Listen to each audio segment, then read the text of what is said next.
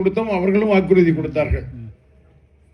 ஆனால் நாம் மகளிர் உரிமை தொகையாக 2000 கொடுப்போம் என்று சொன்னால் 2500 கொடுப்போம் என்று சொன்னால் சொன்னது மட்டுமல்ல, எல்லா மகளிருக்கும் நான் அந்த அதாவது நம்ம தேர்ந்தெடுத்து கொடுத்தாலும் அவங்க எல்லா மகளிருக்கும் 2500 கொடுப்பேன்னு சொன்னார். இன்றைக்கு நம்ம பஸ்ஸில் போகிறதுக்கு மகளிர் விடியல் பயணம் கொடுத்தா இங்கே டவுன் பஸ்ஸில் எல்லாம் போகலாங்கிற மாதிரி கொடுத்தோம். அவங்க இங்கேருந்து மெட்ராஸ் வரையும் மகளிர்கள் எளிதாக போகக்கூடிய வகையில் நான் செய்வேன் என்ற வகையில் உறுதி அளித்தார் நடிகர். அதுபோல 6 சிலிண்டர், எத்தனை சிலிண்டர் வந்திருக்கு?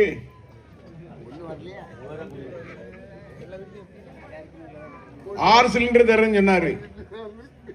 கல்யாணம் நடக்குன்னு சொன்னா அவங்களுக்கு 1 பவுன் நகையும் 1 பவுன் இதுவும் பட்டு புடவையும் கொடுக்குன்னு சொன்னார்.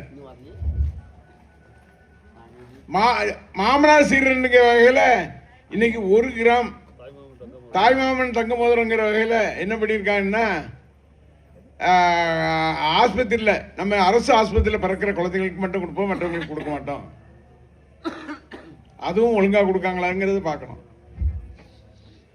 இன்னைக்கு விலைவாசி எடுத்துக்கொண்டால் அரிசியிலிருந்து பருப்பிலிருந்து எல்லாமே அதிகமான விலை ஏற்றம். இன்றைக்கு எண்ணெயிலிருந்து எல்லாமே விலை ஏறி போச்சு.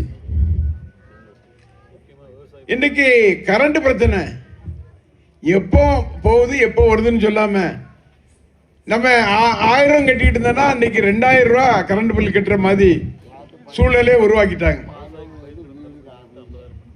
இன்னைக்கு விவசாயிகளுக்கு மொத்தமாக விவசாய கடனை தள்ளுபடி என்ற வாக்குறுதி கொடுத்தவர் இன்னைக்கு அதிலும் ஏமாற்றுறாரு.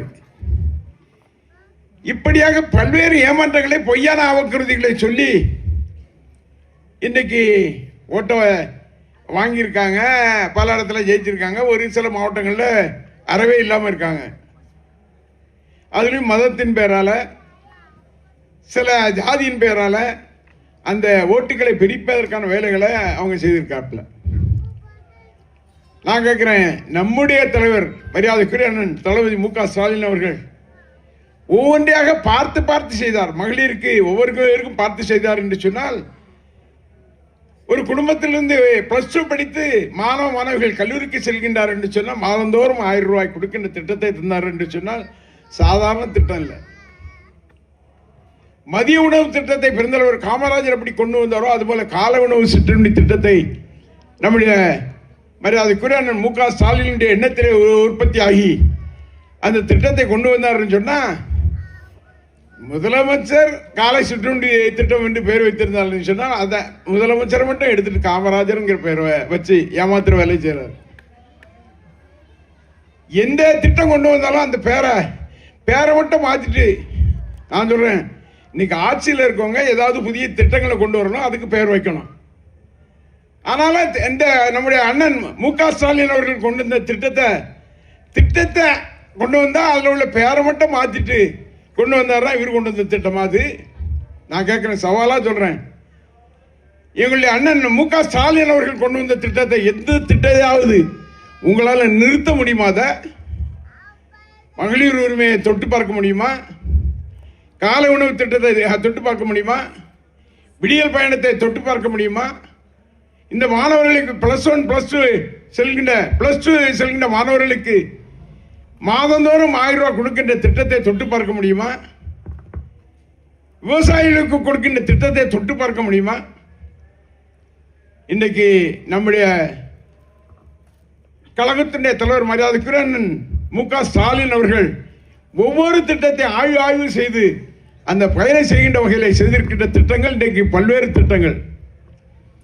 ஆனால் இன்றைக்கு பொய்யான வாக்குறுதிகளை சொல்லி, பொய்யான ஏமாற்று வேலைகளை சொல்லி இன்றைக்கு ஆட்சிக்கு அவங்க வரல. 108 சீட்டு தான். இப்ப துணைக்கு யாரெல்லாம் போயிருக்கான்னா, காங்கிரஸ் நம்மகிட்ட இருந்து ஜெயிச்சுட்டு காங்கிரஸ் போயிருக்கான். இங்க இருந்து ஜெயிச்சுட்டு 2 கம்யூனிஸ்ட் போயிருக்கு. இங்கிருந்து ஜெயிச்சுட்டு விடுதலை சிறுத்தைகள் போயிருக்கு. இப்படித்தான் போயிருக்காங்கன்னு சொன்னா இன்னைக்கு அதை முட்டு கொடுத்துட்டு இருக்காங்க. எப்ப வேணாலும் முட்டை எடுக்கலாம். சில இடத்துல விட்டு கொடுத்தா நின்றுட்டு இருக்கோம், தட்டி விட்டா பொத்துங்கிற ஒண்ணுமே அத மாதிரி இந்த ஆட்சி வெகு சீக்கிரத்திலே விழக்கூடிய சூழ்நிலை இன்னைக்கு உருவாயிருக்கு.